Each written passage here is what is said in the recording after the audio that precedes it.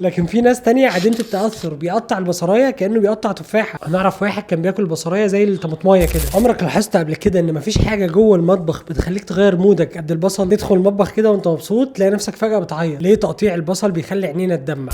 البصلة مش بريئة زي ما انت بتشوفها كده، جوه البصلة دي في مركبات كيميائية كبريتية ساكنة وهادية لحد ما السكينة تلمسها والخلية تتفتح وتخرج مادة الكبريت وتقابل انزيم طبيعي، والاتنين يعملوا مادة طيارة في الجو. المادة دي اول ما بتوصل لعينيك بتعمل تهيج بسيط في القرنية. العين وقتها بتفهم ان هي بتتعرض لهجوم فتشغل نظام الامان بتاعها الغدة الدمعية. وقتها الحنفية بتتفتح وبتلاقي نفسك عينيك بتدمع عشان الدموع دي بتغسل المادة اللي موجودة حوالين القرنية، حتى لو انت مش شايف او حاسس ان في حاجة دخلت عينيك. الدموع دي مجرد دفاع مش شعور. في تجربة لطيفة العلماء عملوها، جابوا انواع مختلفة من البصل وقطعوها في غرفة مقفولة علشان يقيسوا كمية الغاز اللي بيبقى في الجو. وخد عندك كل ما نوع البصل بقى حاد اكتر كل ما الغازات اللي موجودة في الجو بتبقى اكتر. يعني البصل الابيض عادي، الاصفر متوسط، الاحمر ده الدراما كوين. وفي تجربة تانية حطوا مروحة قدام شخص بيقطع بصل ولاحظوا ان التأثير تقريبا اختفى. ليه؟ لان المروحة خدت الغازات اللي في الجو دي بعيد عن عينه. طب ليه بعض الناس بتعيط اكتر من ناس تانيين؟ زي اي حاجة الموضوع له علاقة بالحساسية. يا بني ادم يا حساس، زي اللي بيحس بالشطة في الاكل اسرع من غيره. في ناس عندهم القرنية حساسة جدا فاي نسبة غاز في الجو وتخلي العين ترد على طول بدموع. لكن في ناس تانية عديمة التأثر بيقطع البصراية كأنه بيقطع تفاحة. انا اعرف واحد كان بياكل البصراية زي الطماطمايه كده. ولو عايز التفاعل يبقى اقل، في ناس جربوا ان هم يحطوا البصل في الفريزر قبل ما يقطعوه من 10 دقايق لربع ساعة. البرودة اللي كانت في البصل قللت الانزيمات اللي فيه فقللت الغاز فبالتالي دموع اقل. وفي تجربة المروحة زي ما قلنا، ممكن تقطع البصل قدامك مروحة صغيرة في المطبخ، وممكن تستخدم نظارة في المطبخ او نظارة سباحة. ايوه هي الفكرة غريبة شوية